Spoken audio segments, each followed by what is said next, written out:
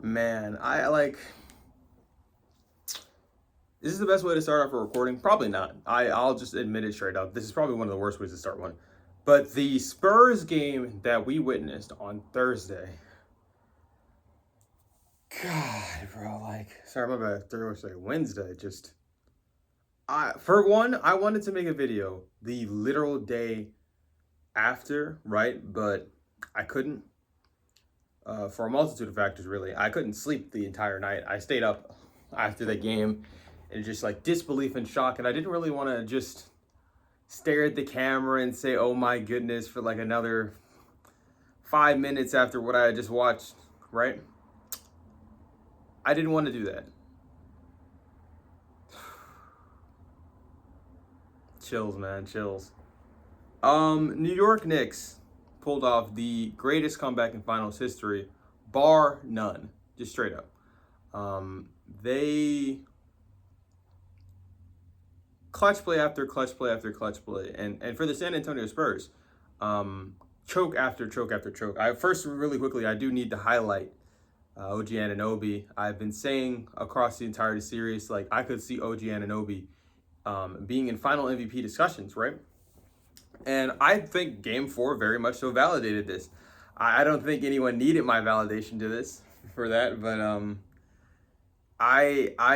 he is certainly in the Finals MVP's conversations, but the Spurs are not out of the series. They are down 3-1.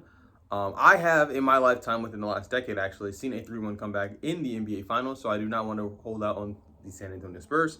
I do not want to throw them under the bus. I don't want to end this right now. We do have to talk about it, though. We have to talk about the negatives. We have to talk about the disappointments, the failures, the problems that we've seen from the San Antonio Spurs team. Quite frankly, it has been moments. It hasn't just been moments. It's been the entire series. They have led by double digits, at least 14 points at literally every single game, and led by 29 points in this game. So what happened, and why did the Spurs offense completely collapse?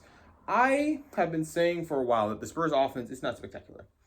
I have said that their defense is going to have to help them win the games. And with Wemby, that is amazing, right? And that's going to have to help. I have said that Dylan Harper needs to step up and show me the exact same player that he had been throughout the San Antonio Spurs series and what he had been for Game 1 of this final series. I think, quite frankly, the guard play is the reason they lost. But it's not the same person literally every single game. The guard play has been inconsistent between Stephon Castle, between Dylan Harper. This is the better of the Dylan Harper games, by the way. I just want to point that out. Again, when they're in these situations and Fox is not having a good game, they should just lean in. They should lean into him. I literally do not know what that audio issue was, but I'm not a re-record kind of guy. I don't know what that was, but we're just gonna have to bear with me. I don't know. I don't know what the fuck I was doing. Crazy. Wemby needs to be crucified for this game. Not crucified, but at least talked about. I think depending on how Wemby's career goes from this moment, a lot of this might get swept under the rug. We have talked about the offensive inabilities of Victor Wembanyama and that he is a transcendent player, regardless of how simple his offense may or may not be. And sometimes he can be transcendent on offense and sometimes he's not. I think that the defense in this game was also very bad. Yes, Wemby has 3 blocks in this game. The defense was not good for Wemby going down the stretch. I want to say this. The Knicks did have to make some technical shots over Wemby, but they had done and run a lot of actions to completely eliminate Wemby from the actions so Jalen Brunson can continue to be hot. And by the way, even if the New York Knicks had lost this game, I did want to point out this just obviously. Brunson was fucking spectacular throughout the entirety of the game. A lot of narratives are going to be pushed about how this game is more on the San Antonio Spurs were losing it, or it should be on OG Anunoby. Brunson had 15 points in the second quarter when these guys were getting completely blown out, and because of the brilliance of Jalen Brunson from an offensive perspective, the New York Knicks were still even in this. Because I'm gonna look. Let me just pull up the second quarter because I can do that really quickly. We're going to look at the New York Knicks offense. Go ahead, show me it. In the second quarter, the points that were scored by the starting 5, we have 15 points from Jalen Brunson, like I said. There's 7 from OG Anunoby. At this point in time, OG Anunoby has 2 of 3 shots in the first. in the second, and he hit 1 3 and 1 shot outside of that, and then 2 free throws. As far as offense, that's really it. KAT's 3 points as well. It was just Brunson out there. Brunson was hooping like crazy in the second quarter. I think that's going to get thrown under the rug, and no one's going to talk about that. By the way, another offensive stinker for Mikal Bridges, which is just going to be thrown completely under the rug. But, is what it is. But I did want to highlight that. Third quarter, obviously, the New York Knicks absolutely put themselves back in this game. They scored a lot of points, and this is when the Spurs started to collapse. By the way, I would just like to point this out. Wemby went 1 of 5 in this period. He was a -11, and Devin Vassell was a -12. Vassell was like the only person on this team that continued his like decent 3-point shooting throughout the game. I do want to say decent because they had obviously started the game off nuclearly hot, and he had continued at this point in time to at least hit some shots. Yeah. Stephon not taking any shots in this quarter is kind of fucking gross. The turnovers really bad? 5 turnovers in a quarter is pretty bad. Obviously not the worst, but it could be. It's not great. Spurs weren't getting a lot of shots because they were turning the ball over too much. Yeah, I don't think a lot of people are talking about that, but that is something to take note of. Obviously, the collapse in the fourth quarter, I think everyone's seen it and everyone knows what I'm talking about. Yeah, Wemby shooting 2 of 9 in the fourth is disgusting. It's just abysmal. Fox shooting 1 of 5 in the fourth, disgusting. Dylan Harper took 2 shots in the quarter, and he was one of the only people who made a shot in the fourth. All right, let's obviously talk about the play. There's been a lot of dialogue and drama. OG Anunoby fouled him. The league reviewed the game afterwards, and they did not come to the conclusion that it was a block. That it wasn't a block. It was clearly a block. If they come to that afterwards, they would have told us in the post-game interview that was a block. The same way they would have told us that Wemby's technical against Jalen Brunson would have been a tech. They would have upgraded it to a flagrant. They would have told us that. They didn't. It didn't happen. It was clearly a block. IQ moments, let's talk about this. Fox has had a couple of bad IQ moments. It is weird. People are bringing up the game that Mike Brown got fired, where he was very critical of De'Aaron Fox in a closeout situation where he closes out really way too hard and fouls the 3-point shooter. The only way to lose the game is to foul a 3-point shooter. It was a Sacramento Kings game. It's not really as relevant as I think people are bringing up, but it is a trend of not the world's greatest IQ moments from De'Aaron Fox. I do want to point that out. Let's talk about the real issues though that we just didn't, and a lot of people didn't. It's not just that. Wemby missing those free throws in the fourth fucked his team. I think Wemby's got to get most of the blame because he is the guy, he is the star. Yes, Fox's play was bad, but it was a combination of literally everything else that happened at that point. Wemby missing the free throws were huge. I had said up until this point that Wemby had been one of the greatest free throw shooters from a big of anyone his that size, and in very important moments, and even when his offense isn't going, he hits his free throws. That was just not true. If we look through this entirety of this game, Wemby shot. Let's see, waiting for the website to update. That is the first quarter and not all quarters. Thank you very much, Cam. I said all. Wemby shot 4 of 7 from the free throw line. He had 4 free throws in the fourth quarter, by the way. Only hit 1 of them. Yeah, no, Wemby needs to be better in that department. Castle had hit all of his free throws. No shade in him. All of the guards hit their free throws. It's literally just Wemby's free throws, too. Free throw shooting is amazing, is a major point of this team. If Keldon's not going to be drawing free throws, he shouldn't be on the court. I'm not going to lie. Keldon's offense has been fucking awful. Carter Bryant hit a couple of threes. I really think that if Carter is going to hit more threes for this team and be as good a defense as we think he can be, that would help a lot for this team. What can I say? And by the way, a lot of people have been giving Mitch Johnson a lot of flack for his timeouts throughout this game. I think every single timeout that he took was the appropriate one, and he took it when he could. And then the timeouts that he did not take were because there were 2 timeouts left in the game, and you can't just take them willy-nilly. He did not hold on to them either. He actually did use them, and I think very crucial in critical moments. I don't think that he sat on his ass with the whistles. I did say while watching the game, and yes, this is a bias from a Cavs fan, that the Spurs are not the Cleveland Cavaliers. They're not going to choke this lead. This game is pretty much over. I'm gonna keep it on my laptop, just in case. But I'm gonna start trying to go into Minecraft. It's not gonna be a lot of analysis and stuff to talk about, right? Thank God I did not turn this game off, because I would have been, ooh, oh my goodness, oh my. You run into things to say about like such a historic moment. Now let's talk about the OG incident. I said a lot about Wemby's free throw shooting. I said a lot about the Fox moment. I said a lot about the inability for a lot of the guards to make shots to even get shots up in that quarter, the turnovers and all that. Here is a literal another problem that I don't think is being talked about. Why was Kornet? Kornet was on the court. Wemby was on the court. They didn't get the rebound. Okay, after not getting the rebound, there was 1.2 left on the clock to get a good shot off. I think they got a very good shot off. I have been critical of this team's offense throughout the quarters, but I think that the way that they draw up plays at the last second of the game, regardless of the shot going in, the quality of the shot is rather good. I think that those have been very good out of timeout plays. I think the shots just have not gone in. The Spurs find themselves down 3-1. There has been one other team in NBA history that has ever come back from 3-1, and they had the literal go on the team. The Spurs are likely not going to close it out, so there's that. There's going to be another game in San Antonio today. What do we need to see from the San Antonio Spurs to make this series competitive? And again, by the way, this video is going to go up right. It's 2 hours before the game starts and tips off. So what do I think that the Spurs can do for me to win this game in Game 5? Well, they have to play amazing at home. They have to treat this game like it's a closeout game for themselves, for them to close this series out. They need to do that.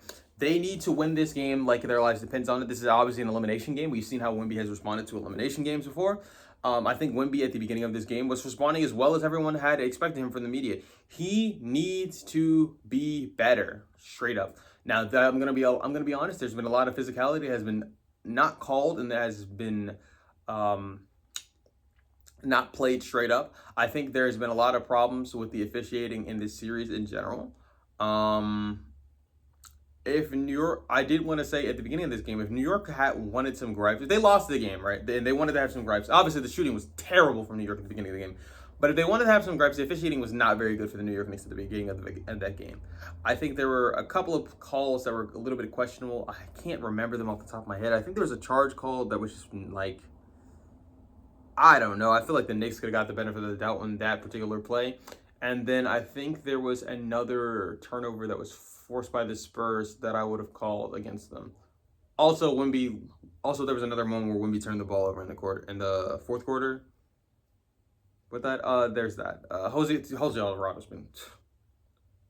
I had been very critical and said that Jose Alvarado is probably not going to be the guy that you want to see on this court, and that whenever he's on the court, you're going to have to attack him with literally your 3-guard rotation, and they have not found a way to do that, dog. By the way, again, Mikal Bridges, stinker. Josh Hart, not giving that much on offense. What did Cat do? Cat had a solid game. Not amazing by any standard. I think the assists need to be higher. If you're going to be an offensive help, Cat, you need the assists to be higher. Personal fouls. He was in foul trouble at the beginning of the game, but that really didn't matter that much because they closed out the game well. It really was just OG and fucking Jalen Brunson, to be quite honest. Nothing positive to say about Mitchell Robinson. Shamet, awful game. We were at stretches and points in this game where fucking Jeremy Shohan touched the floor. That can never happen. That can. I know he was looking for the spark plug to get them off the floor and give them time and to come into this game. The spark plug wasn't them. The spark plug was Jalen Brunson and OG Anunoby who started turning it the fuck up. Just straight up how it is, right? That was just Jose. If we want to talk about spark plugs, Jose Alvarado, absolutely. But anyone else? No. Clarkson? No. Jeremy Shohan? Fuck no. Miles McBride? Fuck no. Shamet? Ass. Mitchell Robinson didn't play that many minutes, but in the time that he did play, bad. That one, by the way, that one really, really like not obviously a flagrant one. Obviously a flagrant one play. Yeah, dog. I don't think that should have been upgraded to a flagrant two. I think there's some people that are going to talk about that, but like, dog, no, that's be fucking for real. All right. Spurs. I don't want it. There's nothing to dole out. You guys. There's no compliments to dole out. You guys shit the bed. Like Harper had a good game. All things considered, again, another dude. The shot, by the way, the shot blocking from OG has just gone under the radar and hasn't been talked about for some reason. This motherfucker has had a lot of clutch blocks, and they've been in the situation. There was a situation where Harper drove to the rim and he got blocked by OG in a previous game, and Fox put himself in literally the exact same situation. To be fair to Fox, I'm gonna be honest. If I'm Fox in that moment, I think the layup is the best move here. To get a quick two and to go up four matters a lot more than just holding the ball. Because there's too much shot making in the NBA. You should always go for the win instead of to play to not lose. There's too much shot making in the NBA to play to not lose. So for the people who have been saying that that Fox play was bad because he went for the layup, I'm sorry. I don't believe you. I think you are objectively wrong regardless of the results. You should always go for the shot to win the game instead of the shot to, or no shot, to not lose the game. Always go for the win and never go to not lose. Especially in those moments, there's too much shot making in the NBA to leave it up to the other team's offense. I think that makes a lot of sense in previous eras of the NBA. I would say all the way back from the early 2010s backwards in the NBA. That makes a lot of sense. That is not how you should be playing in today's game. Maybe at lower levels of basketball when there's not as much shot making, but at lower levels of basketball, dog, I'm playing. If I'm a coach, right, I'm playing to make my kids give my kids highlights, man. I'm not like, we're trying to have fun out there. We're trying to win. Obviously, I want to win. If I'm a coach, and I think I've considered doing huge coaching as well. I want to play to win more than I want to play to not lose. Sometimes you got to take the play to not lose, but that relies on the momentum of the game, and that's not for NBA level games. I just don't believe that anymore. Yeah, there's that. Damn, what for the Knicks? Dude, you guys obviously need to find yourself not down by 29. You've won every single game on the road in this series so far. So if you guys close out tonight, I don't think they close out tonight. I think they want to celebrate in New York. I think like if I'm the Knicks, I'm trying to get business done, right? I'm trying to get business done and stuff like that. But if the New York Knicks lose, I'll say this. The Spurs are the much more desperate team. They need this win a lot more. And then for the New York Knicks, closing out in 6, at home, in the Garden. Hey. Plus, bro, the Knicks have to win one more game, and there's going to be a potential of 3 more games. If we don't think the Knicks can win one game, they've already shown us the 3 games they've won so far. Like, I don't buy it. I'm sorry. I don't think that'll happen. Quite frankly, the only game they lost, that freaky lizard with orange skin was at attendance, and I'm quite sure that they won't lose another game. But if they happen to lose a game in San Antonio, I'm not so mad. That town is a lot more liberal than a lot of places in Texas. Anyway, yeah, but like, yeah, no, fuck it. If San Antonio, you have to win this game. This is the most important game of your career. Absolutely. Most important game of anyone's career. Just straight up.